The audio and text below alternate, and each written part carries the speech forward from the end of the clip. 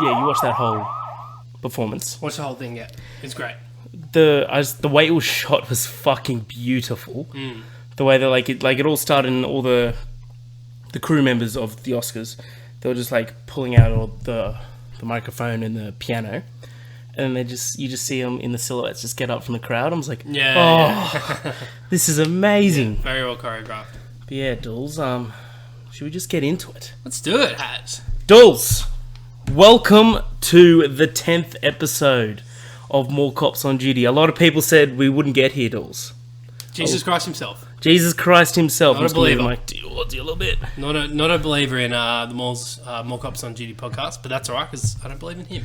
I'm one of your hosts. Wow, we're going straight into this. I'm one of your hosts, Harry. With me, of course, is the Lady Gaga to the Bradley Cooper. Oh, okay. Edward Dools Dooley. Look, I'll take it. She's extremely talented. She's extremely talented. Dools, how you doing this week? Yeah. Well, Haz. Thanks for having me, as always. No worries, man. Yeah. 10th episode, the 10th anniversary, I guess. The double digits, 10th, man. 10th week anniversary. Unbelievable. Who'd have thought? No one. All odds were against us. Do we get a plaque? Like, does Spotify or someone send us at least a badge? Like a badge to put on our link? Maybe a wristband. Yeah, like a participation ribbon. Yeah, come on. Yeah, come on, something. Guys. Like a piece of paper to uselessly put up on your wall, like my college degree, my university degree.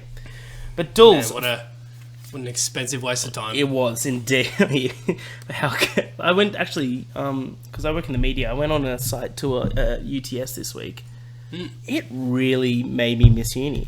Just like, you go through like all the bar areas and stuff, you're like, fuck, this was fun and so stressless. I would love to redo uni, just to like, actually go. Because I feel like I missed out on uni itself, like, towards the tail end of uni, when I decided I actually need to start going to class and stuff, I would just go to class. But I would never, like...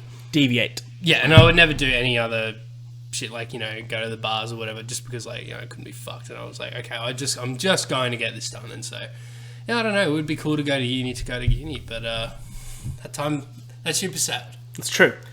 But, Dools, for any average Joe that just stumbles on this podcast unknowingly, they don't know what the fuck it is. Has the original Joe stuck around? He is still here. He's still here. Really? He lives in Saskatchewan, in America, and he's doing well. He's owning a little ranch. It's just a hay ranch. Just farms hay. Farms hay. He's a very simple man. What's the hay for? I mean, these aren't to feed his livestock, or no, just average greetings, man, towards the neighbour. But Dools, for anyone that doesn't know what the More Cops on Duty podcast is, what is it? Look, Haz, it's a podcast where there's currently 10 episodes. Correct. And that's all you need to know. Okay. This is how you draw them in, Haz. I'll let you in a little secret, mate. If you want to draw them in, you can't tell them exactly what it is. Sure. Okay. So, you want to find out? Then you got to stay. You got to listen. I've probably turned everyone away by now. Yeah, probably. But each and every Tuesday, you can catch the More Cops on Duty, which is your favourite film, TV, and gaming podcast, streaming on all streaming services, but not all, just mainly Podbean, iTunes, and Spotify. For up-to-date news, reviews, and movie news posts, please follow us on Instagram under the Instagram handle Dools at More Cops on Duty. Oh, boom. Dools, there's 54 days. Also on Twitter at the same handle. Absolutely. There's 54 days until Endgame. Dools, what have you been watching / playing this week? Have not been playing a ton, but watching, still continuing, of course. Oh, yeah, your Game of Thrones binge. The Game of Thrones binge. I'm going at a steady rate, honestly, I think. I have 2 more episodes of season 2. So, honestly, I think that's like a decent pace. So I was looking at, how many weeks are left until the 8th season comes out. And, keeping in mind that season 7 is slightly shorter, I think I would just scrape by it and I'll just get it done in time. The worry is the Marvel binge. So that is another factor. So, another factor that I've yet to factor in. Yes. So, we'll see how it goes, but I think I can pull it off. I plan on starting the Marvel binge probably even tomorrow. Cool. So, yeah. I'm up to Winter Soldier, That's solid. which is a great movie to watch. The first Russo brothers movie, and I would say the first truly, after Avengers and Iron Man, like the first, I was going to say, no, that's not right. Well, that for me was the most grounded MCU movie. Yes. Like Iron Man, quite grounded in, most But sense. it's a superhero. But, right? But there was something about the Winter Soldier that made Cap. It also just did a great job at making Cap so fucking cool. Yeah. Like literally, it was just like the Russos were like, okay, Captain America is seen as not as cool, not as capable as the other Avengers. How do we change his perception of him? Literally within like 10 minutes, we get that shit where he's just jumped out of the helicopter. He's like, does he even have a chute? It's like, no. And he's just sprinting through this ship, just beating the shit out of people. And he misses one guy, and Future Crossbones shoots him. He's like, "Oh, thank you." He's like, "Yeah, you really didn't have this at all, did you?" It's a fucking amazing movie. It is. I love Winter Soldier. Like it never gets old. What makes these movies, like what makes specific Marvel movies brilliant, like Winter Soldier, is that they're not, in essence, superhero movies. Winter Soldier is an espionage movie with superheroes in it. There's like some political themes in there. All that spies and stuff. Yeah, geopolitical kind of stuff. It's it's a little spy v spy in a sense. Robert Redford's with the in it. whole Hydra vs Shield stuff. So yeah, Robert Redford's in it. Robert Redford's great. Yeah, Plays Alexander Pierce. It's amazing to reflect on that and think that they got him to join a Marvel movie. I'm probably like, yeah, it's just it's an espionage movie with some kind of like Cold War hangover stuff, and he's like, oh shit, all right. And he probably wasn't even told it was a Marvel movie until later. He's like, you motherfuckers. Exactly. Speaking of Robert Redford, I picked up this morning. I bought Old Man and the Gun. Just came out on DVD, so I'm gonna give it a watch. That was quick. Yeah, man. Yeah, it came out in the movies a couple months ago, I feel. Oh, okay. Especially in Australia, but it was a very limited release. Sorry. So I feel like that would Yeah, but keen to. Who would you think? You should watch it by the next podcast. That's what I'm gonna try and do. Let the audience, let the listeners know. I will. Dools. They value your opinion. What have you been watching? So I'll say that after actually. We both ventured to the fucking cinema this week. Oh yes, of course. We saw a little independent film called Arctic, produced by Umbrella Entertainment. Mm-hmm. Starring one Mads Mikkelsen, and it's about a man that's crash landed in the Arctic Circle, and his whole purpose is to basically survive. Mm-hmm. I personally thought it was fucking brilliant. The way, even right down to the score, Mads Mikkelsen literally carried this film. And it just showed how desperate he was to survive, and it went through some scenes that the odds were very much against him, but you couldn't believe how he did it, but he fucking did it, and it like really felt as if I could believe that this was a true story. It's not. But you could have easily called this Perseverance the movie. It was ridiculous how he just kept overcoming the odds, as he said, and just beautifully shot. Yeah, so beautifully. Cinematography is amazing. Mads, it's just one of those almost Revenant type performances where it's just so few words are spoken. He says, honestly, I would maybe even guess like you could count him on maybe 150 words. Even do you think so? Even that many? Maybe. I mean, there's a lot of grunting, but yeah, I mean, how many times he talks to her? Yeah, well, anyway, he says so few. But you could see the amount of words on a single page. Easily. Yeah, easily. So it'd be a paragraph. So the film was primarily relying on his acting skills, which he more than delivered on, I would say. I think most people would know Mads Mikkelsen through either, maybe you've seen, I don't know, it was a really popular show, I didn't see it, but Hannibal, apparently it was unbelievable. Apparently it was incredible in that. But I think maybe the biggest Western role, because he's also in a lot of big European ones, was the villain Le Chiffre in Casino Royale, the best Bond movie.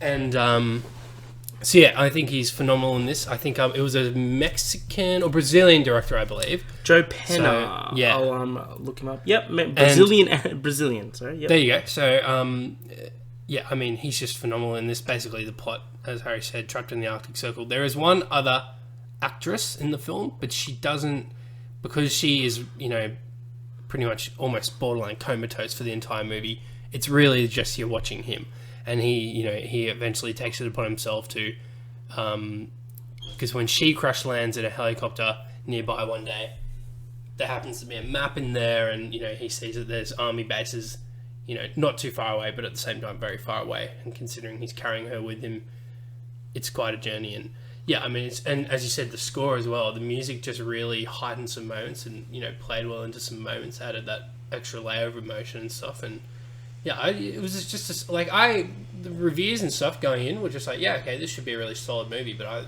I strong trailer. So yeah, Joe impressed. Pena, he's actually a filmmaker on YouTube. Oh, cool. So he's made heaps of short films. He's got a subscriber base of 2.7 million, and they obviously Umbrella obviously gave him funding to make this. Yeah.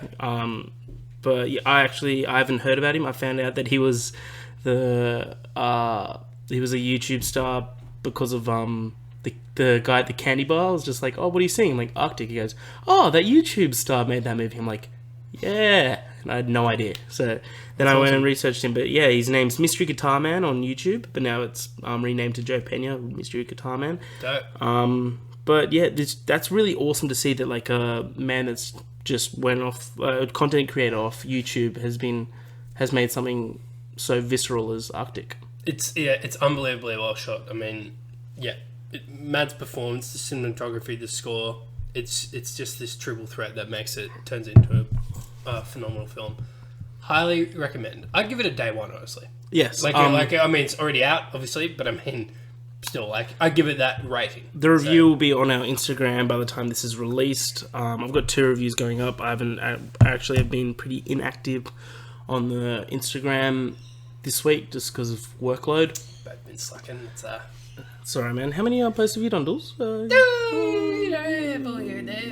Let's keep track. Yeah, okay, fair enough.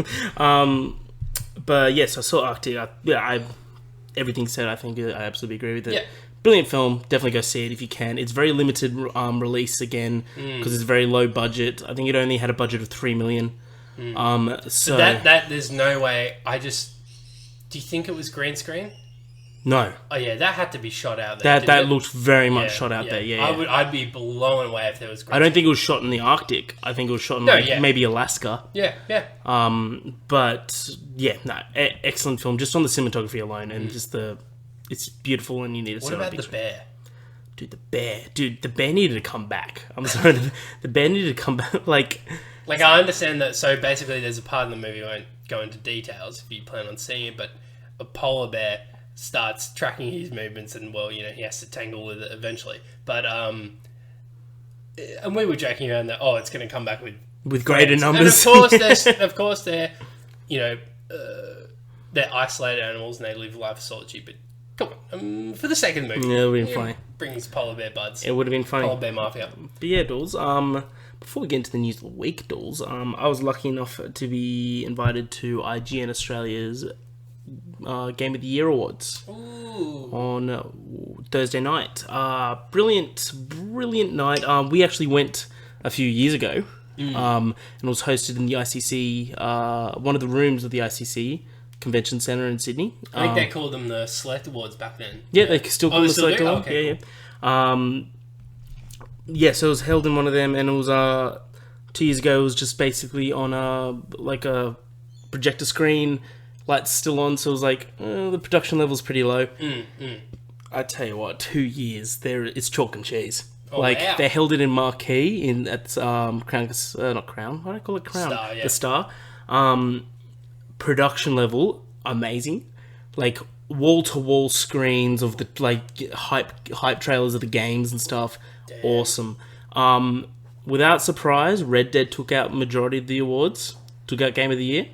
Okay. Well, that actually is a surprise because God of War has been cleaning up everywhere else. The first award that they won was best visual design, And they got that, and he goes, "Well, thank you. Sucked in God of War. Didn't get this one, did you?" Haha. And walks off. I'm like, that's funny, but I think best was it best audio or best story went to. I think it was best audio went to God of War. Okay. And then everything else, like best story, best sequel, best game. Because God of War in general has actually been like it won at the Jeff Keighley hosted Video Game Awards. I think IGN US gave it to God of War. I believe GameSpot and quite a few other big outlets, BAFTAs in UK, their Video Game Awards. It's like I don't think even Game Informer and stuff. So I mean, God of War has actually been the favourite in terms of the industry, but which I was surprised. I love both those games, Red Dead and God of War. Red Dead for me raised the bar in terms of video game design. So, fair. But yeah, I got to have a chat with the couple of lead game designers from both God of War and Red Dead Redemption 2. Talked to the God of War guys, and I was just like, was the Cats in the Cradle whole storyline there from the beginning, the father and son? He's just like, yeah, we had a father and son story, and then we fit it into a God of War universe. I'm like, brilliant. It makes so much sense. He also is just like, yeah, I thanked him. I was just like, that game's one of the best games I've played in the last 10 years. And he's like, who's the lead designer of the director? Corey. He's like, oh, cool. I'll tell Corey for that to you tonight. I'm going to go on a call with him. I'm like, if he's lying, that's a good lie. But that's still pretty dope. But I was talking to the Rockstar guys, and I introduced myself and was like, hi, names escaped me, sorry, but I was just like, oh, hi, I'm Harry. How's GTA 6 coming? And he's just like, oh, Don't you dare ask them after they've just shipped the biggest game of their life. And he's like, we're focusing on Red Dead Online right now. The world of NDAs, we can't talk about much, but what I can say is that GTA 6 isn't on the table. To which I was like, that's something someone that signed an NDA would say. Isn't on the table. Isn't on the table. They started development 2 years ago. Yeah, that's why Australia is like, that's something. Do you know how big that fucking studio is? They were workshopping GTA 6 the second 5 came out. They were probably starting the story then. Yeah. I agree. I asked for Bully 2. Oh, okay. Yeah, I never played Bully. Bully was great, man. Bully was great back in the day. But so all in all, great awards. Thank you so much for the invite, specifically Benny from IGN. Thanks so much. Big Ben. He's part of the Mall Force. Shout out to Benno. Yeah. Does he go by Benno? Goes by Benji, Benjamin. He's actually today he just got married. You're kidding. Yeah, so congratulations to Benjamin from IGN. Crazy, man. World goes round, dude. Right, man, I'll take IGN Game Awards tickets. Yeah. It was open bar. It was open bar. I'm good friends with him. He's a good man. No, but fuck you, Ben. No, congratulations, Ben. Hope you have all the happiness in the world. Dools, should we go into the news of the week? Let's fucking do it. Can you fucking give me a jingle? You know what? I'm gonna defer to you. 10-week anniversary. Just give it. Just take it away, man. It's the news of the week, Dools. Get me a beer. Okay. All right. I will get you a beer. Just thank you. So each and every week, me and Dools play a little game called Talk or Trash. That is where I've got a set of headlines that I've researched before we do the podcast, because Dools actually does nothing to promote, to research this podcast, even to edit it or post it. Dools is here, and that's all I can ask. But I get the headlines together, I read out the headline, and Dools deems it if we want to talk about it or not. The amount of... I'm doing the heavy lifting. The amount of effort that he puts on it has no indication towards the amount of power that he wields. So, Dools, should we start it off with something big, or should we leave it with, I reckon, our biggest? That's That is what I think's the biggest. I reckon we end with that. Yes. Cool. First and foremost, our topic of the week is going to be the Oscars, so we're not going to talk about the Oscars until then. So, Dools, X-Men Dark Phoenix got its second trailer. Do you want to talk about it? Oh, was that the second trailer? Yeah, oh, damn. Goes to show. We'll have a quick talk. Okay. But do know that I would preferably put it right in the trash. Fair play. Okay. This film looks rushed as fuck. Like, let's say, do you know the whole storyline of Dark Phoenix? So, no. I mean, I have a loose understanding. You know it in the trailer, though. But also because of X-Men 3, I looked more into it. Because they technically did a very, I don't know how you say, like a very sloppy version of that in that as well. But, so I mean, yeah. But now this one looks to be like, they're very much focusing on it. Like, it's with the title being a clear indicator. And, yeah, I mean... So let's say Marvel's given the X-Men, right? And they hopefully, let's say 10 years' time, they redo the Dark Phoenix storyline. This would be 5 movies leading up to it, yes. They're rushing it again, man. They look like they're rushing again. The trailer, it's a lot better than the first trailer, I'll give you that. First trailer was bullshit. Like, literally just looked like a student film. Oh, wow. This one, like, I've lost all my faith in the X-Men franchise, so I'm not... This is going to be a movie that we're not going to pay for. I won't say how we're gonna not pay for it, but but this definitely had some moments in the trailer that I'm excited to see on a big screen, but it doesn't warrant the price of admission. So I'm just really annoyed they continue with this franchise because it's the most blatant cash grab imaginable. Like, were they going to continue with it? Yeah, but I mean, it should have, after Days of Future Past, that was the best excuse to take a couple years and reboot. But no, I swear it was almost like 6 months later and they were like, yeah, we're doing Apocalypse. Yeah. Whoa! Because Days of Future Past ended with a post-credit scene of Apocalypse. Oh, did it? Yeah, it was... Was it Oscar Isaac as Apocalypse? No, it wasn't Oscar Isaac, but it was just some CGI. Yeah, and it was making the pyramids. Remember? Okay. Well, at the same time, it's just like, why not have... But I mean, it definitely wasn't their plan to go back in time and have younger versions of the people. But I mean, I guess they did that because couldn't get all the original cast members back, etc. and so on. So the trailer I don't know, man. The trailer has its moments. I won't lie. I haven't seen Apocalypse, by the way, because I really just was turned off by the idea of it. So I'm not keen for this at all. But if it's free, then I'll go with open mind. James McAvoy back. I'll see anything with James McAvoy. I think he makes movies. But I'm not keen really at all. But we're really not promoting this trailer one bit. No, it just I don't know. There's nothing exciting about it. Plus, no offense to Sophie Turner, I think she's fine. She's good as Sansa in Game of Thrones. But can she carry a film? Does she have range? Yeah, I don't know. How was she in Apocalypse?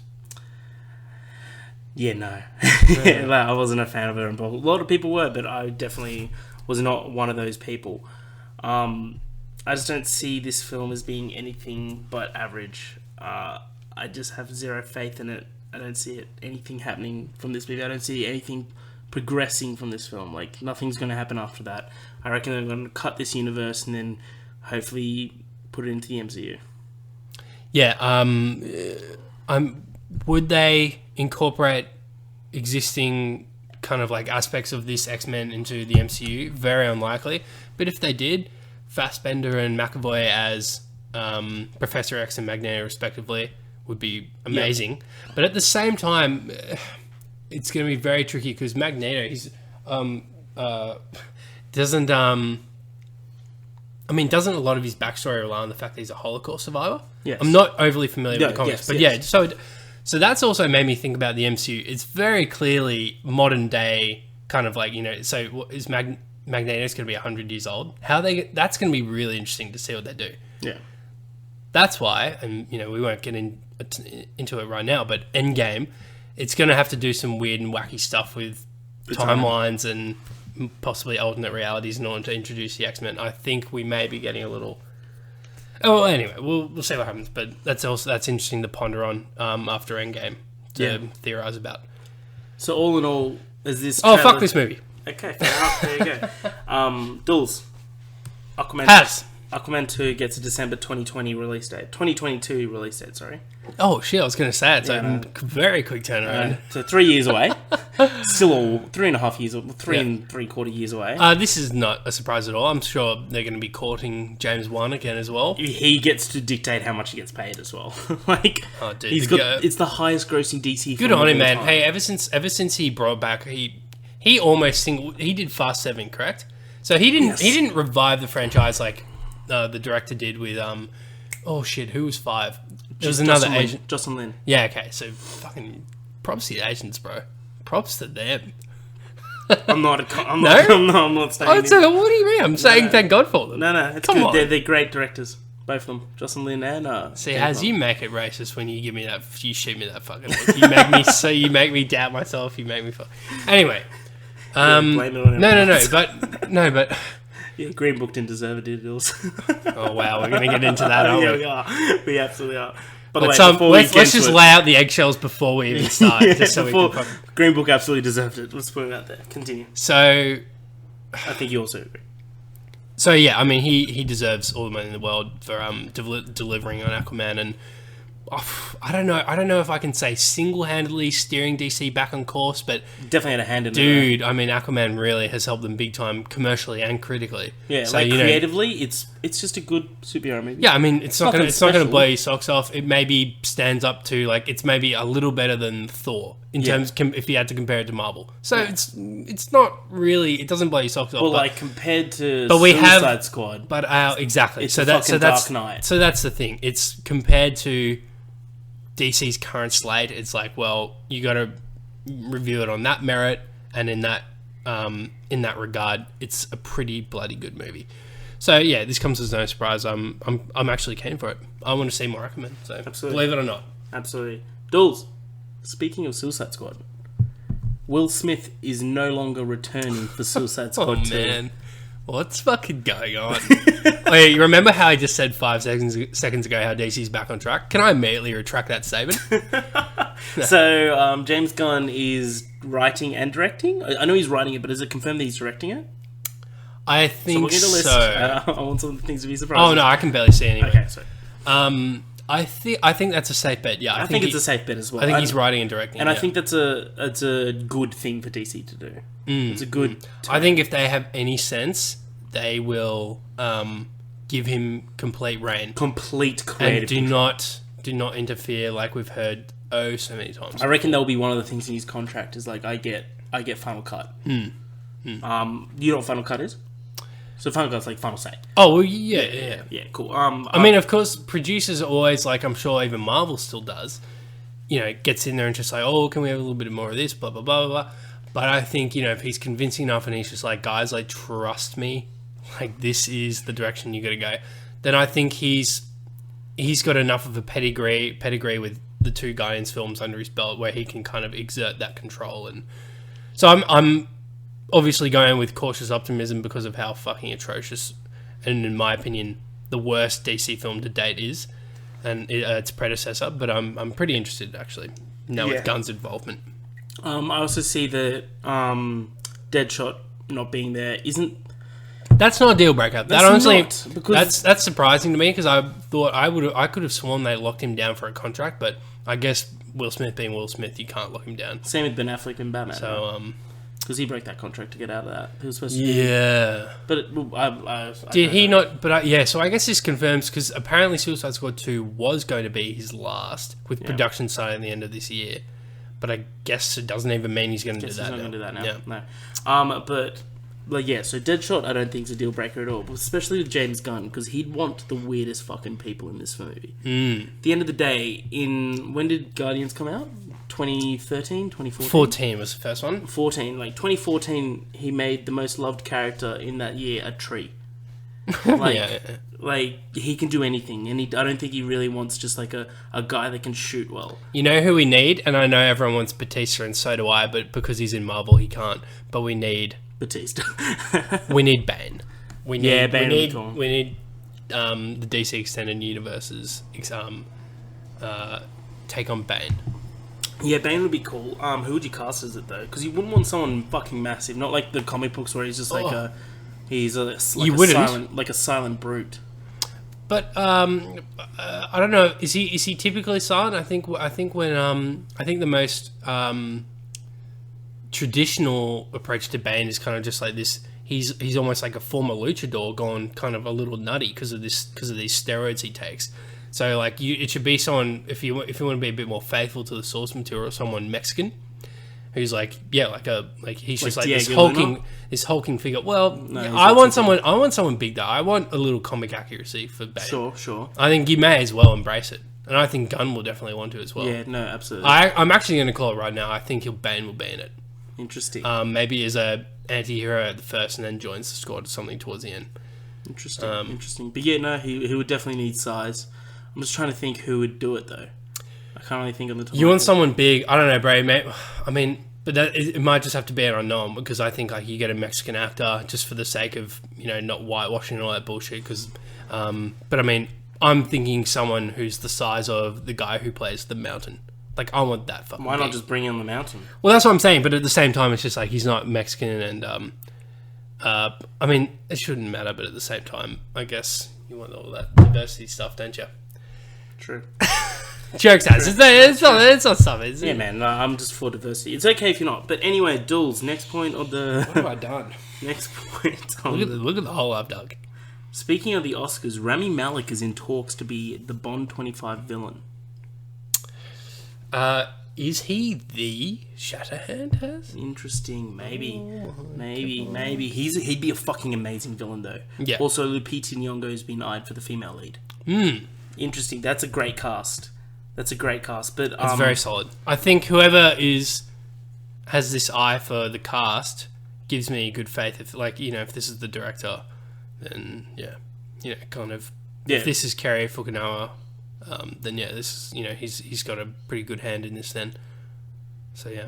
But yeah, I was speaking to a guy from work about this, and he said this, and I completely agreed that if Rami Malek is the villain, they should do this movie and focus on the villain with Bond in it.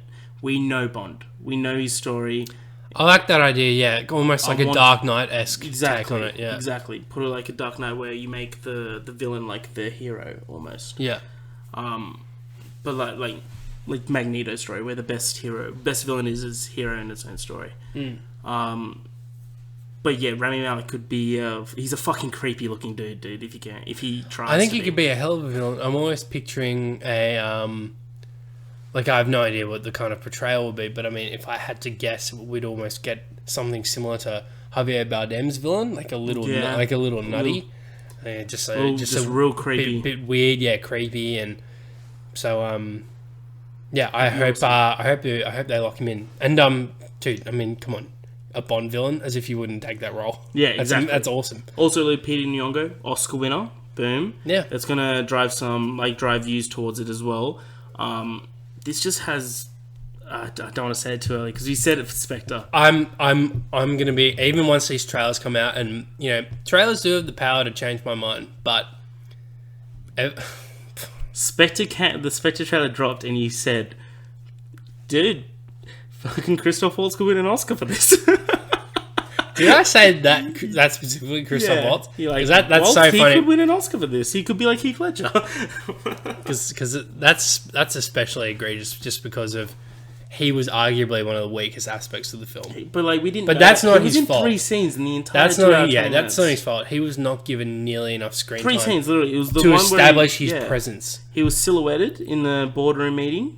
In the second scene we see him in, he's the one where James Bond wakes up and he's torturing him with a little screw going towards his head. Oh yeah. And then at the end with the whole helicopter. That's all he's in. See, it's Spectre, because I saw it. I think I saw it again recently. We were pretty harsh on it at the time because we had such high expectations.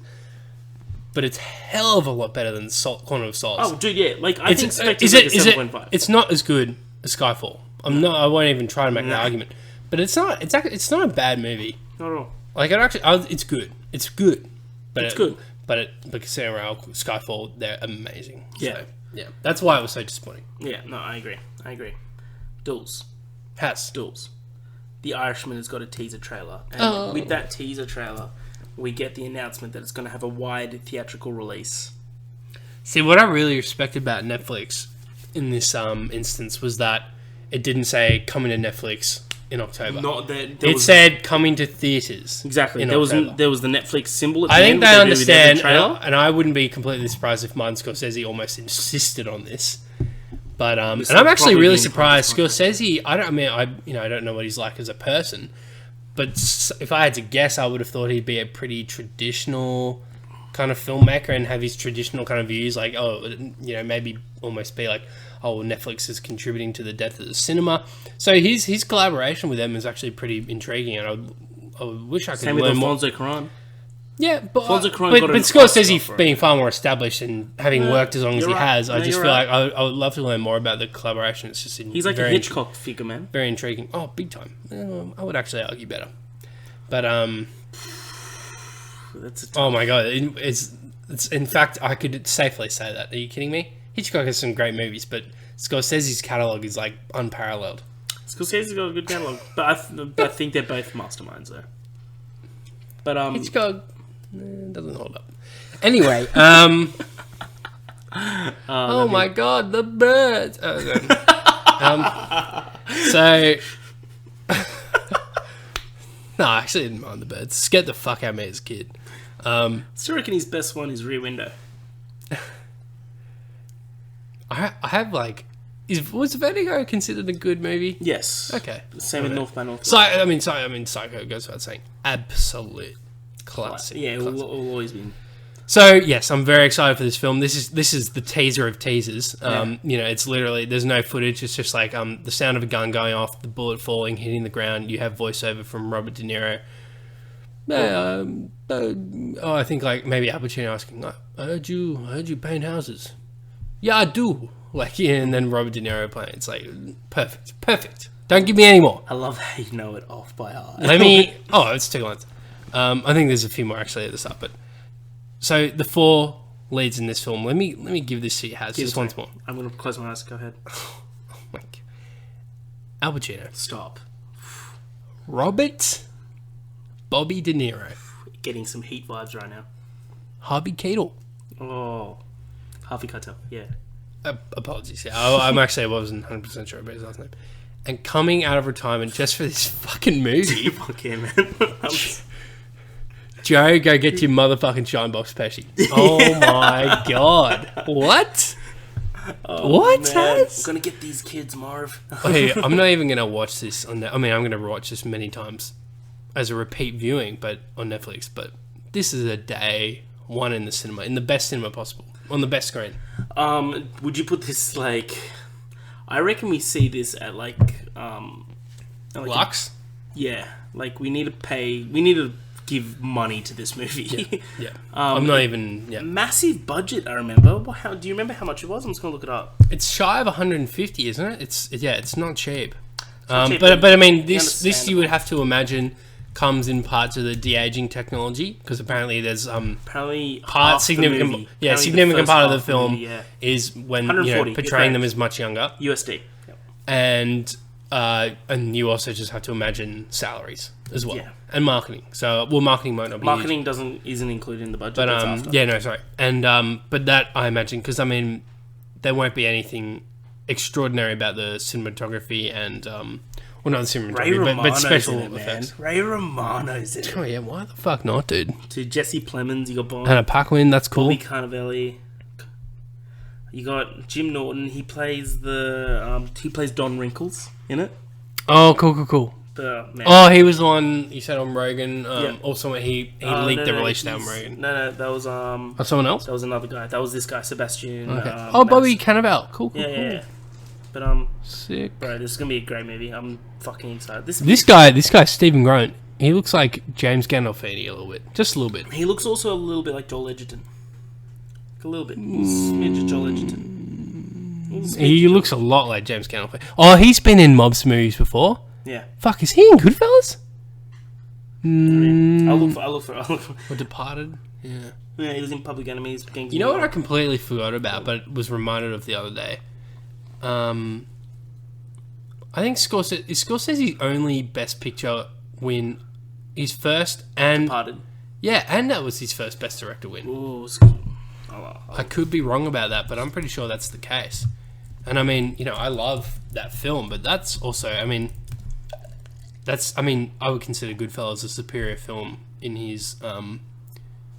That's only good for The Departed. I agree. I love The Departed. I fucking love The Departed. But Goodfellas have you seen? I don't know. It might even be on the list. But have you seen this thing about how there's been like some fan campaign first starting on Kickstarter, as like, you know, they wanted to raise the money to create a version of The Departed that CGI'd out the little rat at the end. Do you even know what I'm talking about? Because I didn't. So apparently, okay, it's fucking ridiculous. So The Departed, it ends like as it's panning up from wherever it's panning up from. I think like, you know, it ends and it's kind of like it's late evening and it's dark, and it's just like you see this fence as the camera's panning up, and this rat just kind of like runs along, stops, kind of like, you know, just like looks up and then just continues and runs along the rest of the fence. And people saw that as very on the nose in regards to like, oh, the guy was a rat. Like, that's what it was about. Like, you know, Matt Damon was a rat. He's skirting on the fence. Leo was a rat. Fucking, oh, Jesus. God, the other dude. He's in The Shining. Oh, Jack Nicholson. Nicholson. My God. Oh, Jack Nicholson. What's wrong with me? Was a rat as well, it turns out. And I remember, that also, like, shocked me. Like, I was like, wait, what? Like, remember, like... That's right, yeah. You told the movie that, like, it's just like Alec Baldwin's like, oh, yeah, he's an FBI foreman as well. It's like, what? Yeah. What? He's just what as well? It's such a good movie. It is a great fucking But yeah, and so but it was such an insignificant little thing, but apparently it perturbed so many people they wanted to create this thing.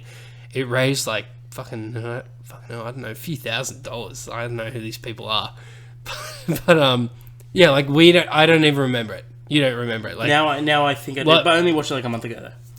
But saying that, I do remember, but it didn't bother me. I was just like, oh, it's just... Anyway, that's just like, that just reminded me, and I just thought that was like, I mean, come on. I remember there was a bit in the bar with Jack Nicholson in The Departed that is like one of my favourite scenes, where he just like goes up to a guy in the background and goes, "Oh, Joe, how's your mother?" "Good, that's good," and just hits him. It's so good.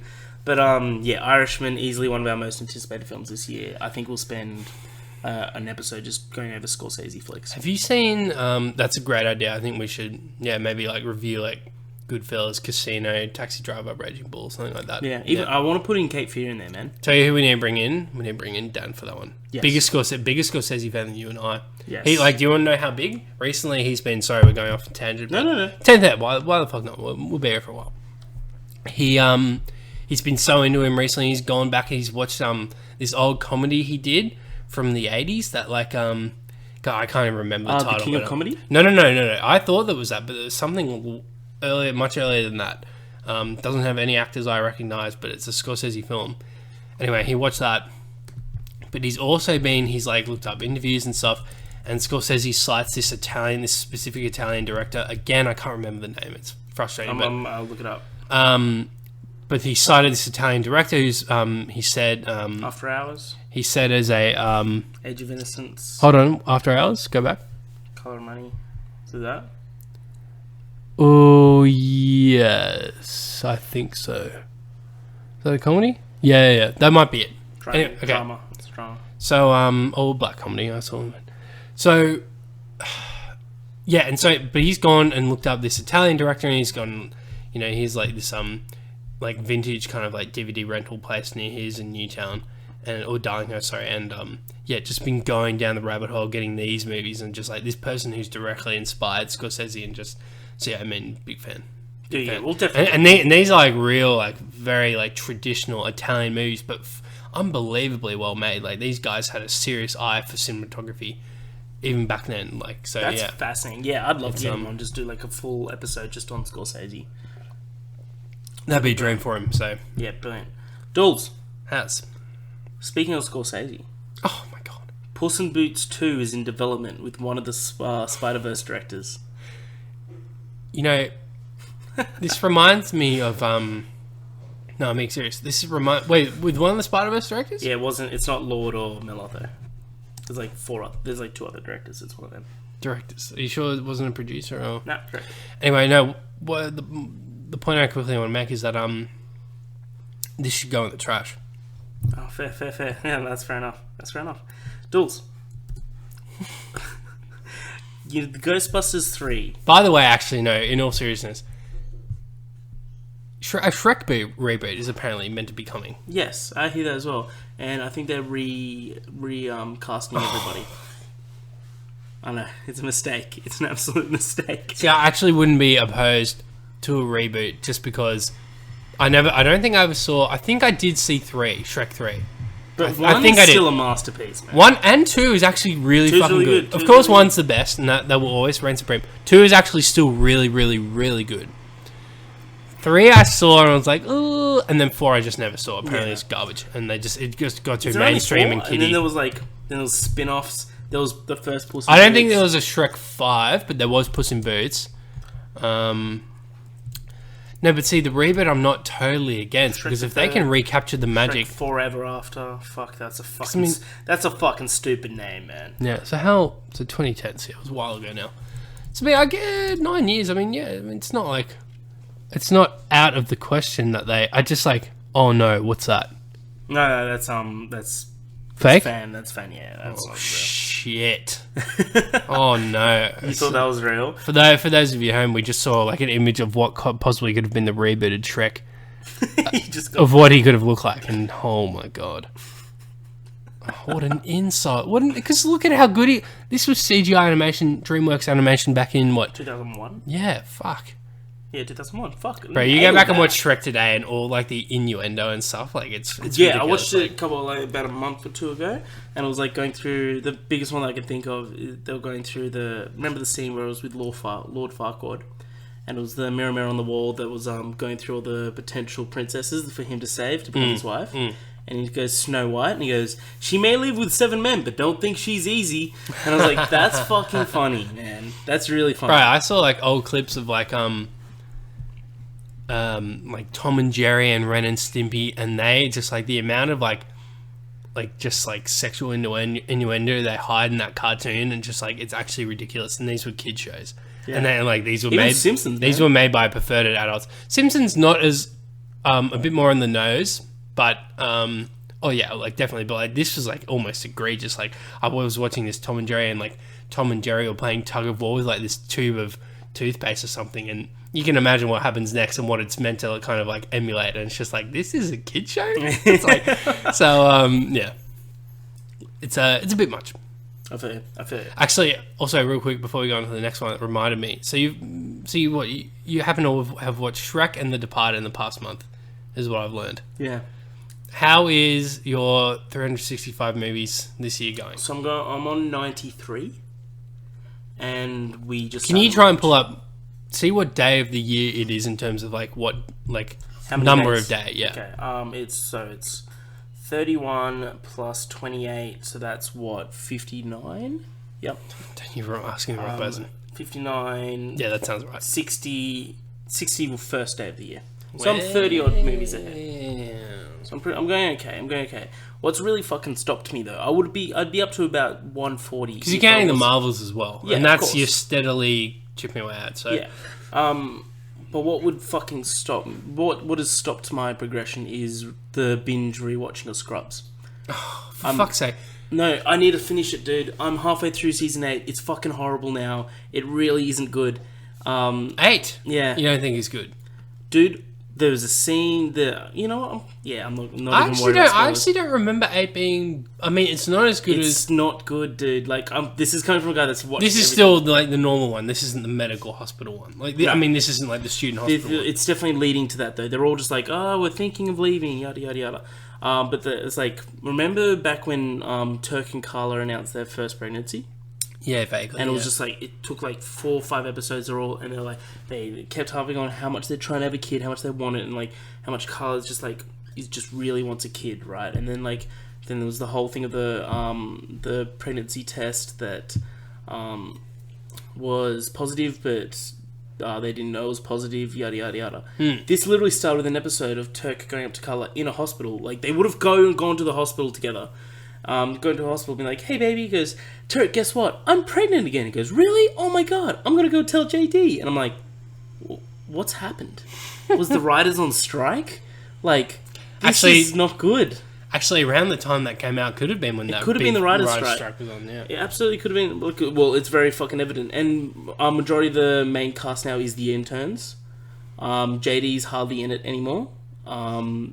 It's just really going downhill. But almost finished. I've got about 9 episodes left in this season, and then the last season's only like 12 episodes. And they're all 20 minutes each, so I'll get it done by the end of next week. JD's barely in it. Maybe I'm misremembering season 8. I must be. Yeah. But yeah. I feel like the last few episodes are good because they do like focus on his departure. Yeah, but I feel like they do the finale justice. Good. But I mean, please correct me. Please update us on that because I could be dead wrong. I haven't seen in years. Yeah. Pretty much since it aired. So. But yeah, so like Elliot's basically the main star at the moment. Okay. But yeah, it's majority of the show, like 95% of the show is excellent, so I'm happy. Yeah. But like this last, I'm like, it's like The Office, like, you know, it does slip up eventually. I don't want to watch anymore, but I'm like, I'm not gonna fucking stop at the. I don't think you should watch season 9. It's really not very good. I need good. to though, dude. I need to. But it's not even related to. But I need to finish it now. I can't fucking not. You heard it here. I tried to stop him. Dools. Speaking of Scrubs. Yes. The Hellboy trailer came out. Speaking of Scrubs. Yep. Yeah. So it's the second trailer. We got Red Band. I'm fucking in. Like, there is a lot of criticism towards this trailer, especially towards, what's his name? David Harbour. Thank you, David Harbour. I think he looks fine. I think he looks great, actually. I think he sounds okay. He's got a massive mask on, so it's hard to him to go, I'm a Capricorn. But I think it looks like a fucking bunch of absolute carnage fun. It looks ridiculous. I mean, yeah, it just looks fucking out of control and looks like a bit of fun. I think majority of the criticism, from what I understand, is coming from people who are huge fans of the comics and it's not comic accurate and all that garbage. I don't know what to tell you. I mean, I'm not a fan of it. I don't know the comics at all. So, I mean, I'm really only familiar with Hellboy from the first 2 films with Ron Perlman.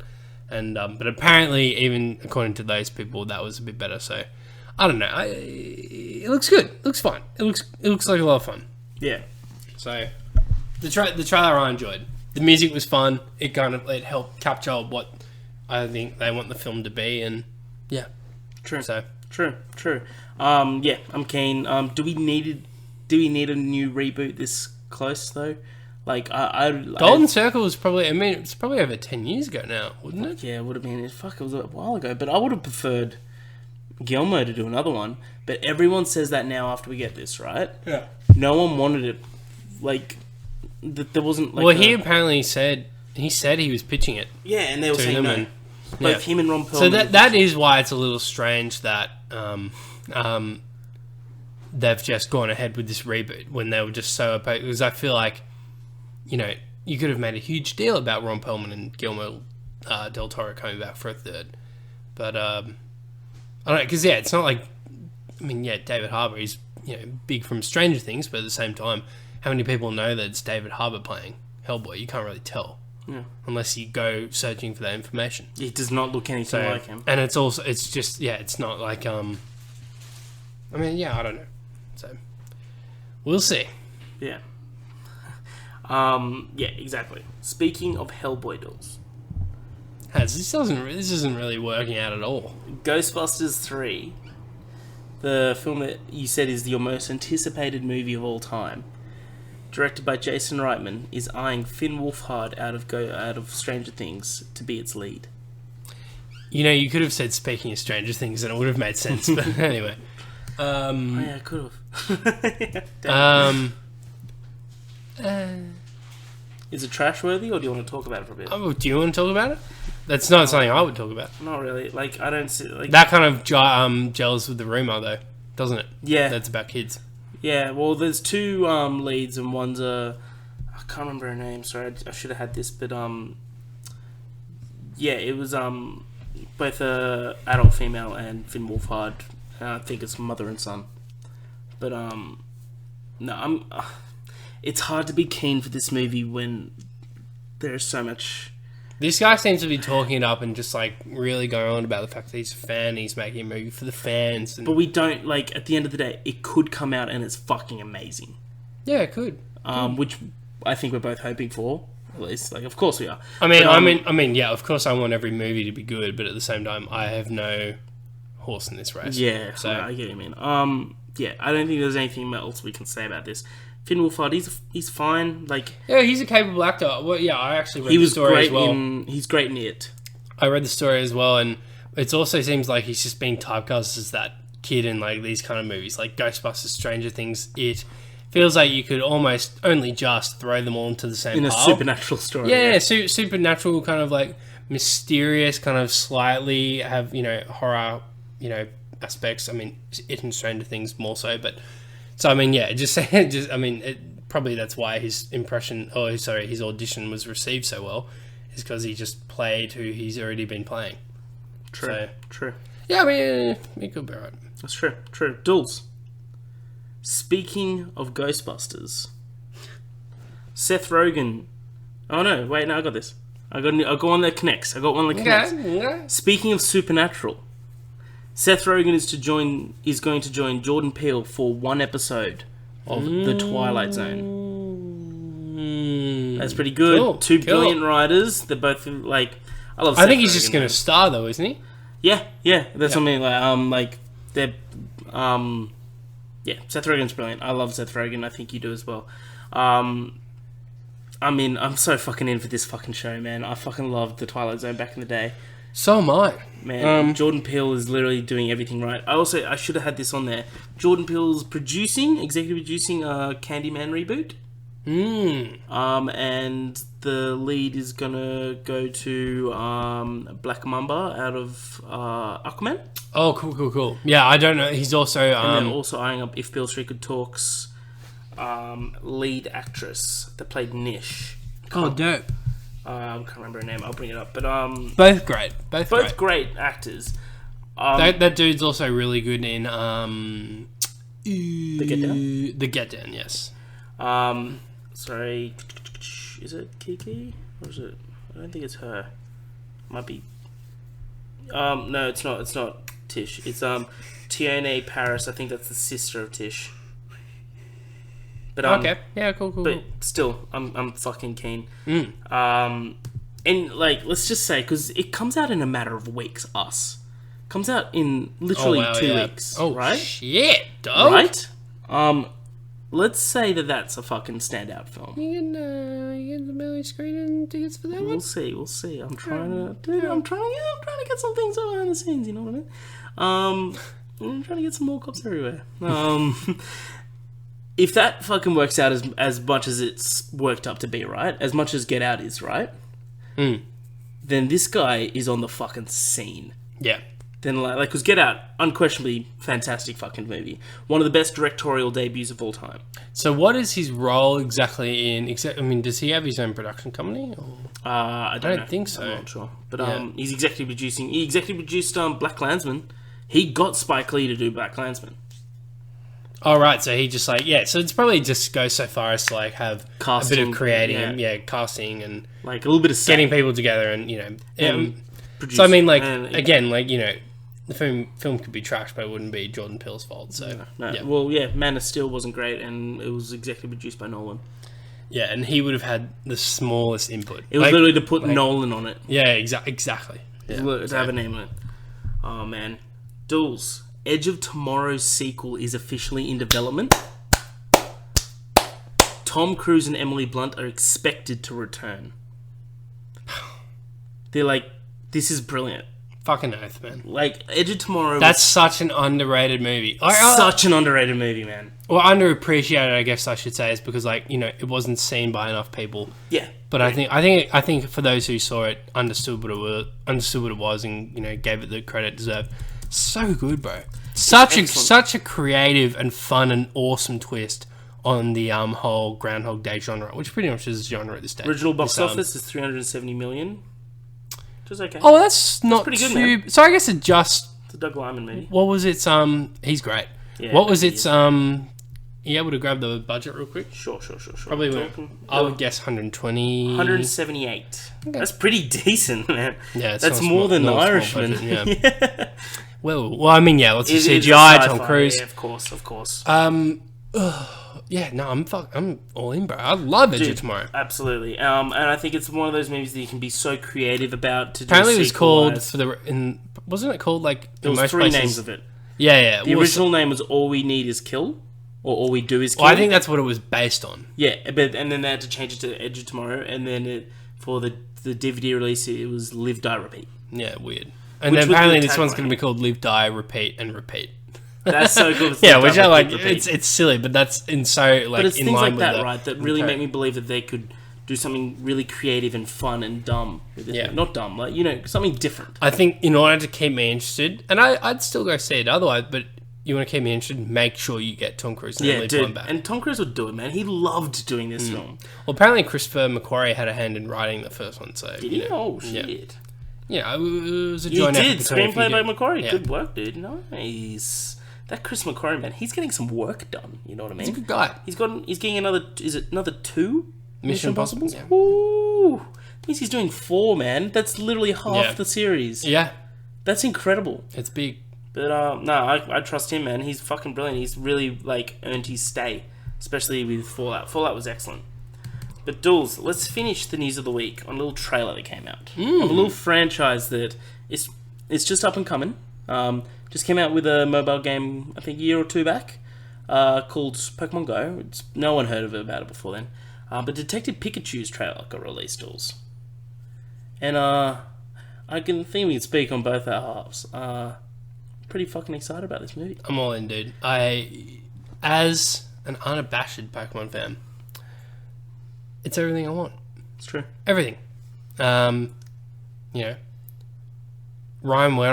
Reynolds, he's set out to be the very best there ever was.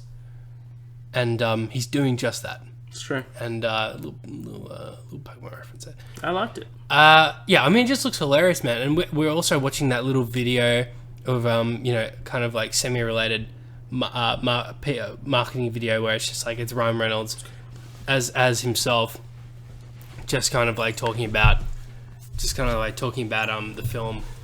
And what? Oh, right. Okay. And so I don't know. I'm pretending to read off that. So and him and Blake Lively are in it. Basically, I won't spoil it. Everyone needs to watch this. It's hilarious. It's just Ryan Reynolds being Ryan Reynolds. And apparently, Harry was telling me he's ducked away for a second.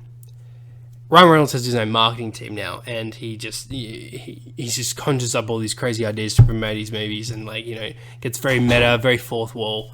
And I mean, it's just hilarious what he's doing with the material. And he seems to have embraced this role, not to the extent of Deadpool, of course, because he's not actually in the suit or anything. But I mean, it's just like he's bringing his own humor into it.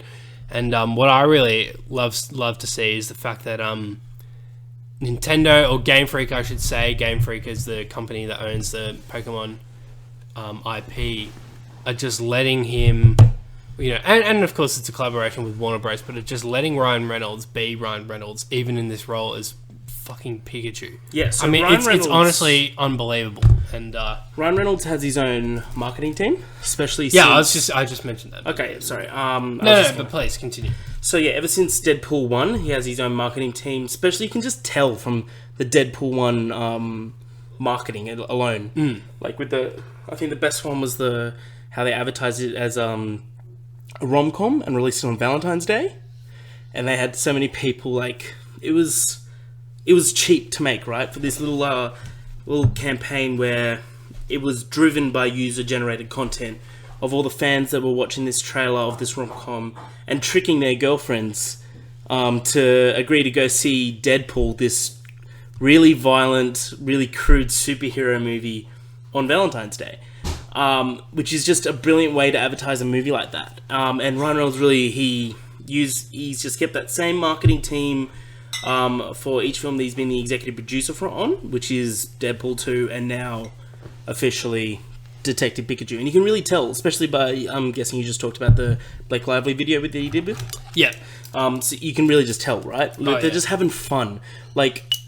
People that think this movie looks bad is it doesn't look bad at all, number one. And number 2, it's like, this is the best that this movie could do. It's not...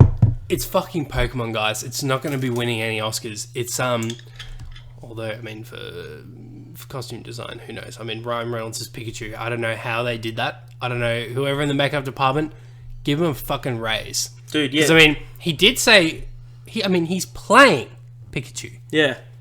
That's He's good makeup, living man. at his height. Yeah. He's, he didn't change the voice, but that's... He grew the tail, though, for the role. I still don't know how he managed that. I mean, it's unbelievable. man. Shit, I've forgotten which... That one's one. Yeah, that's it. So we're just having a couple brewskis because it's our 10th episode. Brewskis. But yeah, no. The whole trailer looks unbelievably well done. It looks like a lot of fun. The actual Pokemon look fucking incredible. They look great. So I mean, for a Pokemon like Charizard, I mean, like, yeah, for the average person who would have loose kind of like knowledge of Pokemon, I mean, it would be impossible for someone to not know who Pikachu is, or Charizard, and even Mewtwo, who also has an unbelievably awesome little cameo in that trailer. Yeah, Mewtwo, brilliant. But you might look at them and be like, oh, yeah, wouldn't the CGI versions just be like 3D versions of what the characters look like? And they have a more... I kind of like the more realistic aspect they have. Like, it makes sense that Pikachu has fur. It makes sense that Charizard has scales. He's meant to be a dragon kind of looking Pokemon. So I mean, I personally think like, yeah, this could have been messed up, like their look and appearance, but I think they handled it pretty well. So I mean, yeah, I'm all in. All in. Awesome. Dools, that's the news of the week of episode 10. Well, Dools, should we go into the topic of the show? Let's do it. Give me a fucking jingle. Oh, it's the topic of the week, baby. Oh, I love that. You know what? I'm gonna fucking take that out and fucking do that for every one of them. That's a fucking good one. That was a good one, Dools. That was a good one. Dools. So what I'm trying to do for this, so our topic of the week is the Oscars. It's our 10th episode. I reckon we should do this every 10 episodes. We just call a couple of people and get their opinion on the topic of the week. I've got a couple of people that are like, yeah, sure, fuck, call me. And we just ask for about their opinion on the Oscars. Are you all in? Yeah, let's do it. It's fun, right? But while I try and get the first person on the line, Dools, what was your opinion of the Oscars? They were... Look, okay, so I didn't watch it in its entirety. I caught some highlights. Of course, I know the big winners. I think everything that won something was mostly deserved. Yes. There weren't any huge snubs, and any snubs that were there, I think we called them out before the nominations. Yes. But anything that didn't win something, I think, we always saw it as, of course, like the big one being Christian Bale losing out on Best Actor. Still not sure about that one, but so we had this bet we've had for a while now that I said Remy, you said Christian, both very well deserved in this category. If either one of them had won, I think we'd both be happy. But there was a schnitzel on the line, Dolls. And ladies and gentlemen, when this podcast gets posted, I'll be leaving my house to go with Dolls to our local schnitzel house to order a schnitzel and not pay a cent for it. Because one Edward Dools Dooley has lost the bet. Dools, do you have any words to say about this bet? Look, as if we're being completely honest, I'm still not certain Rami Malek was worthy of it. Did you know he won this award in a film in which the director was accused? Anyway, yeah, we're not going to that. We're not going to that. Oh my, you're going to go down that route. Wow. All right, so we're calling our first guy. This is, okay, if this starts to fuck up audibly, I'm just going to delete this out. Audibly, you know what I mean? Hello. J-Dog, you're on the More Cops on Duty podcast number 10. How are you? I'm good, Harry. How are you? I'm good. You're also with Dools. Dools, say hey. Hey, mate. How are you? Good, brother. Yourself? Well. Good to have you. J-Dog, you met Dools for the first time when we went to see Alita Battle Angel together. Yep. What was your impression of Dools? Oh, here we go. Just be as brutal as he won. He was waiting at the movies. I didn't know how long he'd been there. Alright, cool dude. Oh, well, thank you. Could have been far more painful, but could have been far more brutal. J-Dog, we're calling people to get their opinion on the Oscars. I know you didn't watch it because not many people did. Yeah. But were you happy with the outcome? Or were you happy with not following my bets? So I haven't seen Green Book, but I saw Roma and I thought it was an overrated piece of shit. Like, I enjoyed it. There it is. Nothing really happened and it didn't have a point. So I thought it was a bit like up itself. That's fair enough. So I think we include that on the side if you don't mind. J-Dog wrote Best Foreign Picture, a piece of shit. Yeah. So, Put it on the box. Yeah. I'll call Alfonso Cuarón. Get him to rework the advertising. Sorry, Netflix. Better luck next time. Man, once they produce something that's not a piece of shit, then maybe they'll win the best pick. Yeah, wow. I mean, was it a great movie? No, a piece of shit. Well, look, J-Dog's he's the judge and jury on this one. So. That sounds bad in paper. It was alright. Backtracking already. I'm sorry, mate. We've already made the call. I just don't think it deserves to be the favourite at $1.07 when I check sports. We both agree with this though.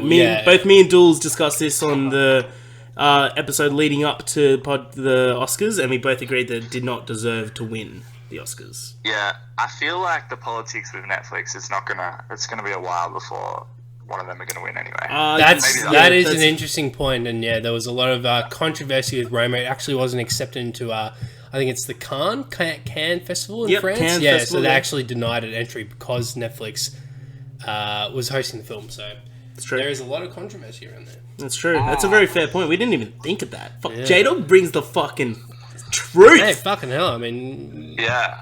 J-Dog, are you happy with Rami Malek winning Best Actor? I am. I thought it was brilliant. I absolutely think so. What do you reckon about this? So Dools bet me a schnitzel dinner, right? On that Christian Bale was going to win Best Actor. I said Rami. No doubt in my mind. And next Tuesday, we're going out for a schnitzel dinner. I haven't seen the Dick Cheney movie. Vice? Oh, mate, you got to see Vice. Vice is excellent. I can get you some free tickets. Come to my desk on Monday. Dude, hit me. Is it in the Harry Cinema? Might be in HBO. Yeah. But, yeah, no. Well, J-Dog, thank you so much for being on this podcast, this Illustrious 10 podcast. No one thought we'd get to episode 10, but here we are. Boys, call me anytime. Love it. All right, J-Dog, see you in 10... Thanks, mate. Take care. See you in 10 weeks. Bye-bye. That was J-Dog. I work with J-Dog. Good bloke. Fucking great bloke, man. Great bloke. Should we call our next one? Are all of them not going to have seen any movies? Probably. Dools, no one listens to this fucking podcast anyway. God, so, goodness me. Call, you know who we might call is, someone... Okay. You gonna do that? One sec. Just calling the old brother, seeing if he wants to be on it. Obviously not, though. I'm pretty sure he sees your name and screens the call, but he knows that we're going to bring up Venom. He knows we're going to bring up Venom. A smart man to avoid. No worries. He ain't going to pick up. But Dools. So, best picture. Let's just start it right off the bat. Let's right? get into it, dude. If we get another person, we can just include them in the call. Of course. Let's talk about Green Book. Should we start with Best Picture? Do you think? Or should we work our way up? Okay, yeah, let's work our way up. I've got someone that we can call about Green Book. Okay, sure. Someone that I know watched it and has a very astute opinion on Green Book. Astute. So, Dools, any main points that you thought were upsets? I think the biggest upset, but we Christian Bale. We did see it coming. Christian, no way. Is Olivia Colman winning Best Actress? Yes. She definitely upset Glenn Close. And I told you. Yeah, I told you she's going to win. And we both said on the podcast, we were like, you were saying Glenn Close. You were. Yeah, I was saying that she was the favorite, but I said that we were both absolutely okay if Olivia Colman wins. That's how you cover your base. You say, I do. "Oh, this is probably going to win," but I want this one. That's how we do it. But I just went all into it. I said, "No, I want her to win, and she is going to win." Yeah. So sometimes you just need to go all in, man. Anyway, look, yeah. Exactly. But, no, did you see Olivia Colman's speech? So... Sorry, I'm just texting people to get their numbers. That's right. No, I did not. I caught snippets. So, but I didn't see it in its entirety. Do you want to give us a rundown? So, Olivia Colman definitely didn't think that she'd win. And it was one of the most honest speeches I've ever heard. It was just someone that just couldn't compose herself because she was so excited. She was so funny and witty and just so adorable. Like, she was just like just looking around the audience. She goes, oh my God, Lady Gaga! And then she goes, oh my God, my husband, I love you so much. Been 25 years together, you won't support me. Oh my God, look, he's gonna cry. I'm not. Anyway, she's adorable. She's awesome. She absolutely deserved winning. But would you have said that she would be the main in The Favourite? See, I think we talked about this because, I mean, as much screen time as she had in that film, I mean, I didn't perceive her as the lead just because it felt like Emma Stone was still the character we were following. Like, we were viewing everything through her perspective. And then you would place second to that maybe Rachel Weisz's character. And then third to that, Olivia Colman, I would have thought. Yes, I agree. So, I mean, that's why her, I mean, she deserved winning big time. But I mean, at the same time, it's just, I was a little confused as to how she was labelled the lead. Yes. So, yeah.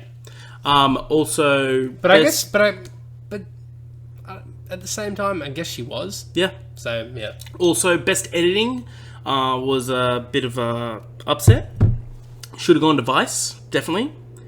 Especially when, like, Vice's editing was brilliant. I think it was next to Christian Bale to make that movie, was Vice's editing. And that's very much on Adam McKay's part. He very much has that editing style. You saw it in Big Short. It's very much the same. Yeah. Especially just explaining really complex issues, really complex political issues in a simpler manner. Like he did with Big Short, explaining the GFC in a very simple manner. Exactly. Literally, it was just Margot Robbie in a bathtub. But this time it was a little bit more creative, but a little bit less Margot Robbie. Bit disappointed in that. But, went to Best Editing. We discussed this before. Went to Bohemian Rhapsody, sorry. Yeah. Don't think it deserved Best Editing. I felt like it was a bit poorly edited, the film. There's a video out that you told me beforehand. I had seen it. But there was a scene where it had about 52 cuts in a minute. Yeah, it was ridiculous. It was the scene where I think they're sitting down at this pub and they're about to talk with someone who would eventually become their band manager. Yep. Or I think an officer, well, not manager, sorry, but I think I guess their representative on behalf of the agency that they would sign with. And I mean, like, this scene is ridiculous. The amount of like cutting back and forth between different characters and shots, like, it was.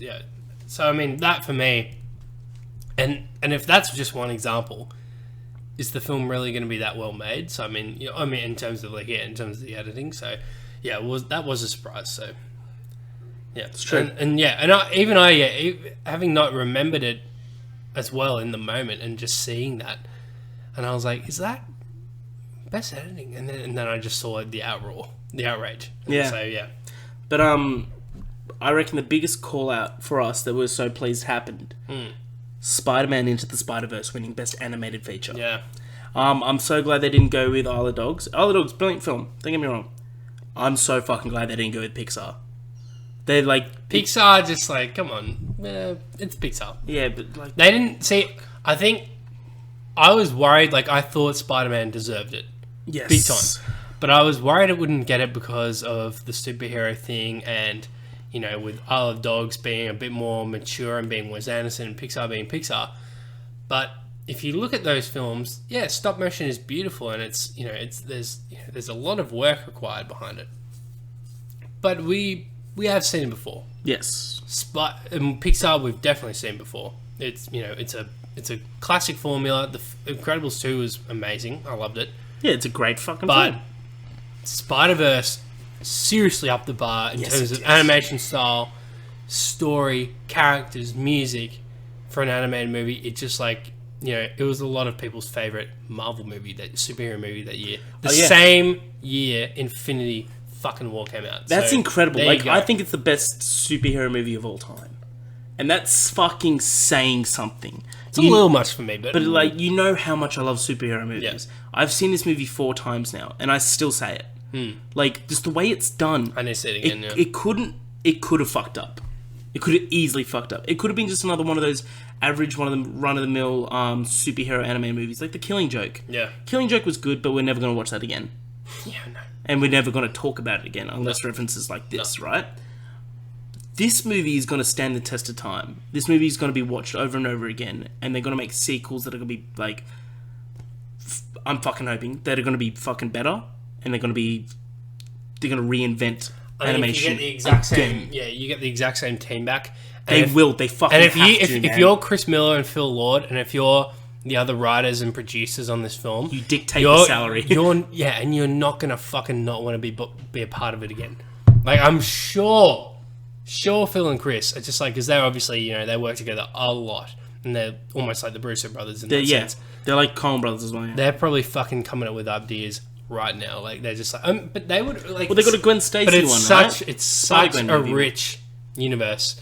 Yeah, I mean, it was Zack and... I mean, we don't know that it's definitely them, though, doing it. But I mean, possibly. But yeah. I think whatever the Spider-Verse sequel looks like... I do love Miles. I want Miles back, man. Oh, I'm sure it's going to have Miles. Because he only just really became Spider-Man. Yeah. There's no way... Like, I'm sure... The next one will start with him. He's been Spider-Man for maybe a year or two, and he's just killing it. And then, like, I mean, yeah, do they introduce the Spider-Verse again? Will it be maybe more traditional and have a more focus on the villain, possibly? Like, give us a traditional kind of, like, I don't know. Give us a weird villain, but someone that's cool, like Kraven the Hunter or something. Yeah, something real weird. That could be fucking cool. Like, so, like Spider-Man, there's so much you can do. I saw it with you on my second viewing. You're supposed to be there for the first, but we won't talk about that. And I knew that Wilson Fisk was coming. And I didn't know going in for the first time, but you turned to me at one point like, oh, is this the villain? Oh, that's pretty cool. The Prowler, that's pretty cool. And then I was just like, and in my head I was like, oh, he's going to fucking love this. Oh, that's cute. I was like, he's going to fucking love this. And then you see the big hulking, like, cartoony, comic booky stature of Wilson Fisk, and you just turn to me like, oh boy, oh boy. And oh no, they did it fucking right, and it fucking deserved it. So I'm fucking glad that it won Best Animated Movie. I'm glad the Academy did something right.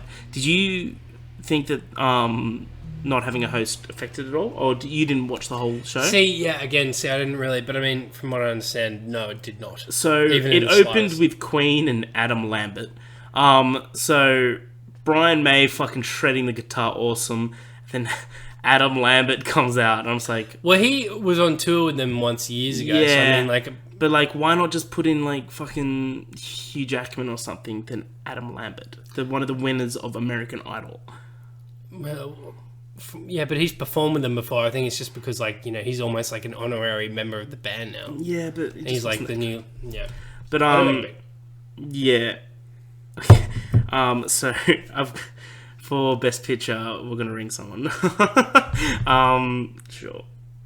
So yeah. I thought that it started a bit okayish. Like, Brian May literally, like, the curtains start to rise and the fucking Queen fog just comes out, and Brian May just fucking struts out the guitar and starts playing like so awesome. They're just shredding, and I'm just like, fuck it, I'm fucking in. I'm like, I was literally watching it on the screen of my computer at work, because I couldn't end up going to the party, unfortunately.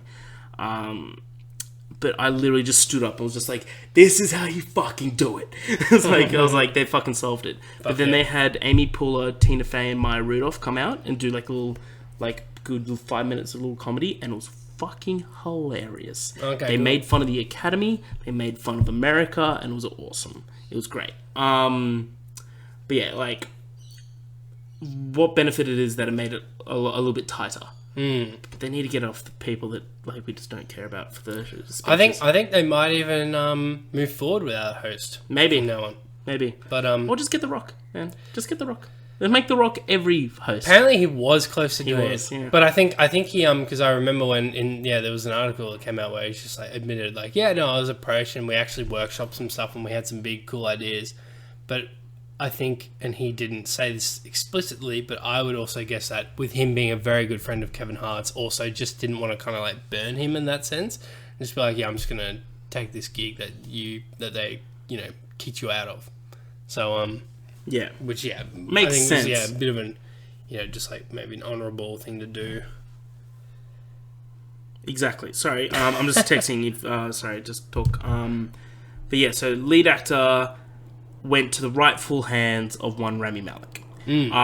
Everyone saw this coming. Didn't surprise a single soul. Anyone that would have said anything different, moron. But what we can definitely say is that with that Oscar comes a schnitzel. I'd like to thank my family for this schnitzel. I'd like to thank God. God put me on this earth to have this schnitzel I'm going to have on Tuesday night. God also put Rami Malek on this earth to play Freddie Mercury. That got me this schnitzel. It brings me to tears how much I'm so keen for this schnitzel. I'd like to thank Germany or Austria, the home place of schnitzels. Shut the fuck up. Just shut the fuck up. Yeah, no, I thought it was... It's not a snub, but at the same time, you wouldn't have been surprised if Christian Bale won. Yeah. Would you have been surprised? No. I thought it was either one of them. I'm like, it could lean either way. I thought it was like, realistically, like I'm talking all this up, it was 50-50. Yeah. But I would have been surprised if Vigo got it. I would have been okay with it, but if it went outside of those two, that would have been a shock. Yes. But yeah. Exactly. No, it was stiff competition. Dools ends with one Best Picture. Here Going into it. Best Director? Oh, sorry. Best Director easily was Alfonso Cuarón. Yeah. Yeah. Clear favourite, and it makes sense, right? And sorry, and yeah, well, I think it was also good that First Man got its cinematography nod. So exactly. Sorry. Do you need to take this? So, Mum, you're on More Cops on Duty episode 10 podcast. How are you? I'm very good, thank you, Harrison. Oh, that is my auntie Susan. You're on the More Cops on Duty episode 10. How are you? Very good, thank you. You're also with Dools. Dools, say hi to my auntie. Hi, how are you? Good, thank you, Dools. Sue, did you watch the Oscars? Part of it, yes. Okay, cool. What did you also, just side tangent, what did you think of the Hellboy trailer? Which trailer? The Hellboy trailer, the reboot. You remember the Guillermo del Toro films that you loved?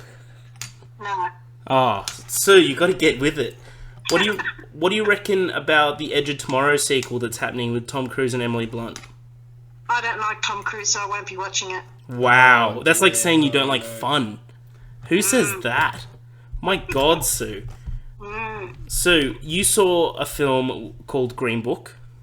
I did. What do you think about Green Book?